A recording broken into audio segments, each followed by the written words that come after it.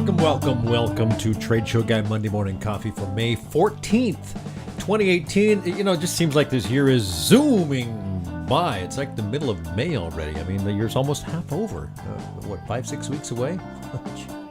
It's crazy, but you know, that actually irritates me when people say time's really going fast. Isn't the year just zooming by? And you go, yeah, but time's a constant. So when I complain about it myself, I have to kind of kick myself for it. You'll find me online as Trade Show Guy on Twitter and Instagram and Pinterest, and on YouTube as Trade Show Marketing. Of course, the blog is TradeshowGuyBlog.com. I have a couple of books out, which you can find on Amazon, including Trade Show Success, and this one, Trade Show Superheroes and Exhibiting Zombies. More on that in just a moment.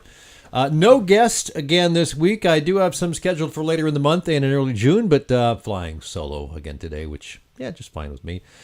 I do have an interview, though, to play for you that Mel White of Classic Exhibits did with me last week on the book, and we'll see that in just a minute or two. But first, I got to thinking about what to talk about, and the word collaboration came up.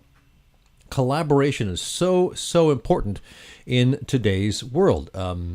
You know, depending on the goal of collaboration, you can build different teams with different people, different companies, different tasks, different projects. Maybe it's ongoing.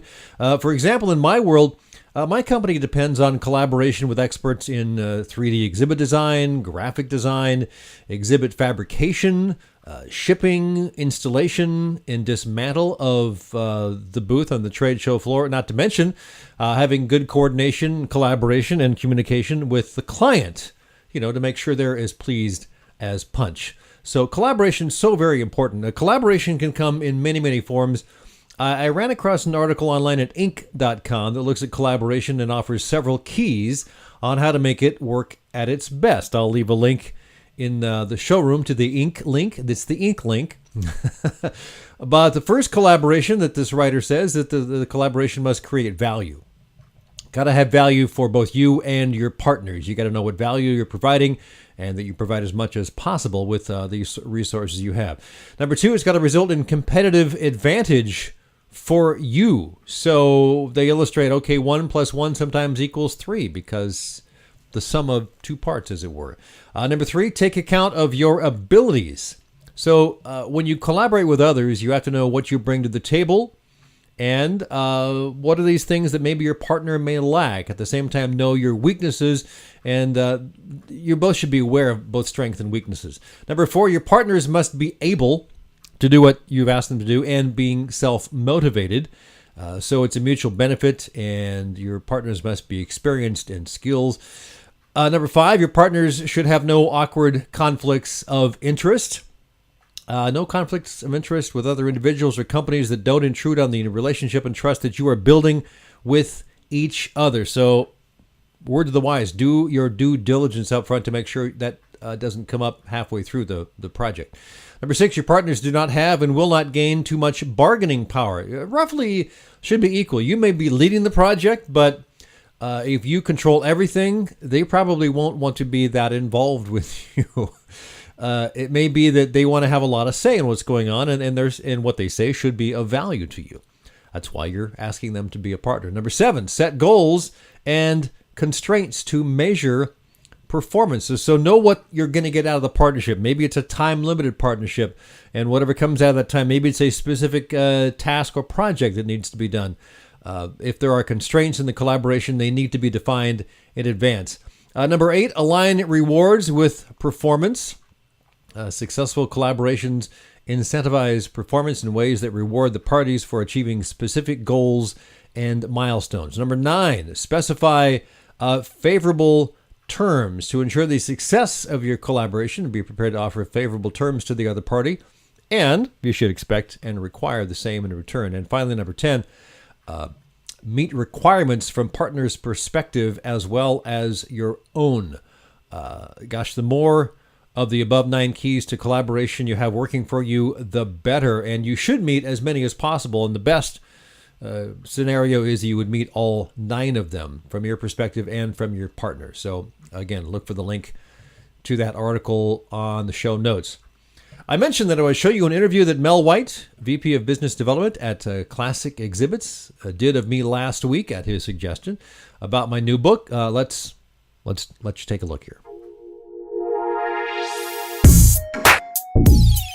Hi, this is Mel from Classic Exhibits, and I'm here with Tim Patterson, aka the Trade Show Guy.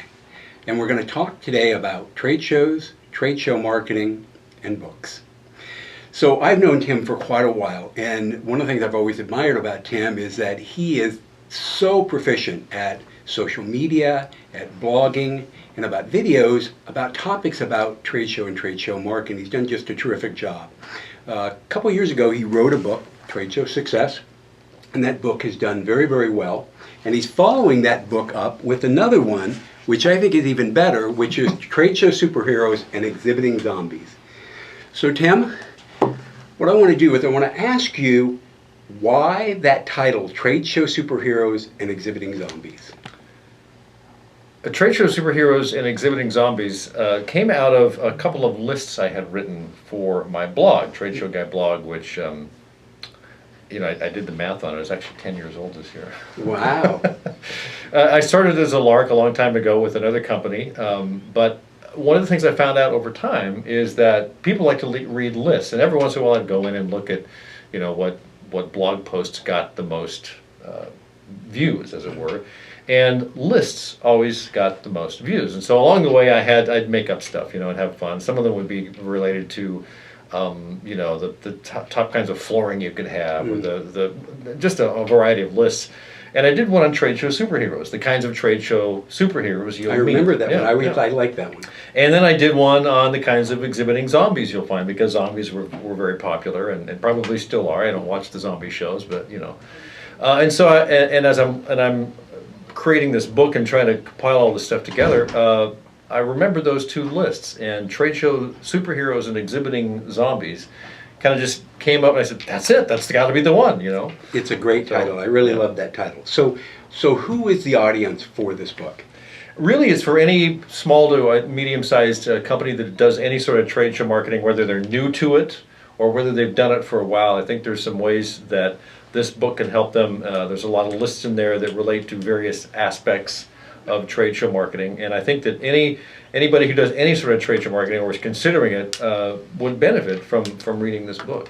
All right, so I think you said there's 66 lists in there. Talk a little bit more about why the list, as far as how someone would kind of approach the book.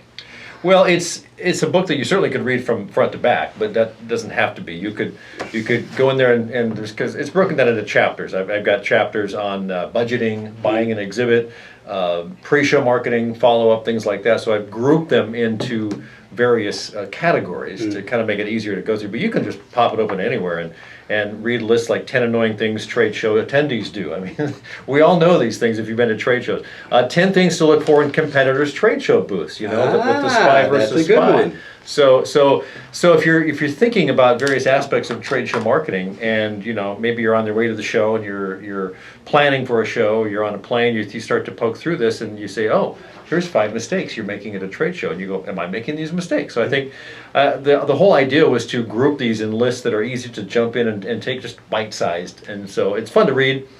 You can read the whole thing all at once, but if you only read for a couple of minutes, you're going to pick up something, I think. So. And it's great because of lists, because you can share those individual lists with people who may have specific concerns about certain topics in trade show marketing. Right. So if you're looking at starting a trade show, where do you start? Well, budgeting and what's the booth going to be? So those lists are grouped at the beginning. How to sell a trade show project to the boss. I've broken that down into probably 8 different ways to sell a trade show booth project to the boss. How do you pitch them on it? And so those types of things.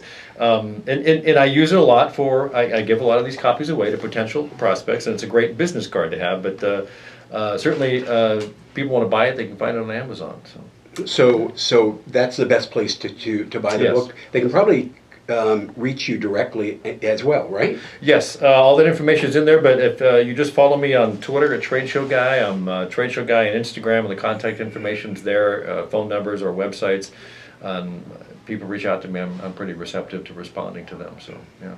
So for anyone who's interested in that book, I encourage you to contact Tim Patterson or go to his website, TradeshowGuy TradeshowGuyBlog.com. TradeshowGuyBlog.com. There's lots and lots of interesting articles there. And thanks, Tim. I appreciate you spending time with me today. Thanks, Mel. Appreciate you having me. All right. Thanks.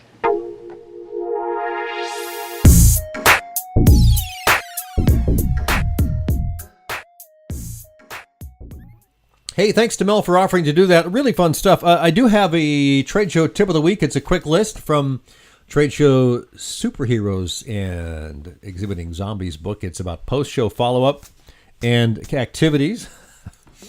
The top 12 debriefing questions. All right. You just returned from a trade show. You're exhausted, and you must get the expense sheets done, getting leads or contacts to the right folks, and send out thank you notes. But you should debrief before you get too far past it.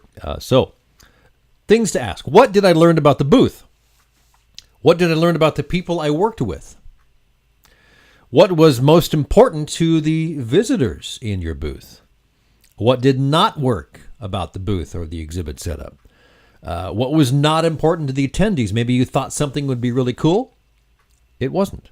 What failed? What succeeded? What questions did you ask got the best response from visitors? What were the visitors' most telling questions? Did they have things that you were not expecting?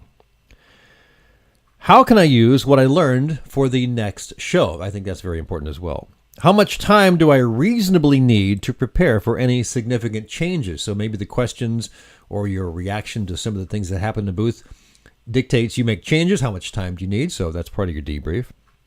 Finally, do small changes work, or do you need to incorporate some large-scale changes? So this applies to the exhibit itself, the booth property, how things were handled, how your visitors and attendees handled, how did your staff handle it all? So a little list from the Trade Show Superheroes book, which you can find more information about at TradeshowSuperheroes.com. Finally, one good thing, I ran across a LinkedIn post from Dave Brown, who is one of the managers at Optima Graphics, one of our partners, one of our collaborators, and he linked to something. It was actually a Grateful Dead concert at what's it called? Archive.org. Now, Archive.org has all sorts of stuff. I've been kind of playing with it and looking around. Nonprofit library of millions of free books. Millions, I say, millions of free books and movies and software and music and websites and more. So if you look for free music, let's go with the Live Music Archive just for fun. You've got tons of stuff, 185,000 things in here that you can look through. And if you I'm just poking through here, you've got Grateful Dead, Phil Lesh and Friends, something called Disco Biscuits, I don't know, The String Cheese Incident, okay, Smashing Pumpkins, Radiator, so a lot of live concerts in here. Hot Buttered Rum, Ryan Adams, just it goes on and on. Let's take one more look here, just for fun. One of the you got community audio, community video. I mentioned the Live Music Archive, community media, American libraries. If you go to LibriVox, there are 11,000 books in there, audiobooks. The first one I saw was someone narrating Tom Sawyer, so you can listen to the entire book. It's all free. This is all free. This is archive, public domain stuff, or stuff that's offered free. So, community, spirituality, and religion. University of Toronto, Robarts Library. Folk Soundonomy, a library of sound. You got feature films. Let's take a look at the feature films, and then we'll wrap this up here. 5,330 items in the feature films. Shorts, silent films, trailers, all available for viewing and downloading. We've got sci-fi, horror, comedy films, film noir, the video seller. Some of the titles include Return of the Kung Fu Dragon. Here's one called Sex Madness. This looks like it comes from way back. It looks like an old black and white film. Plan 9 from Outer Space. Now, there's a classic. So this Sex Madness, by the way, is from 1938 under the public domain. It's a fun website. You'll have fun with it. Archive.org. Check the link. All right, that wraps it up for Trade Show Guy Monday Morning Coffee for the 14th of May. The year's almost half done. Have yourself a great week.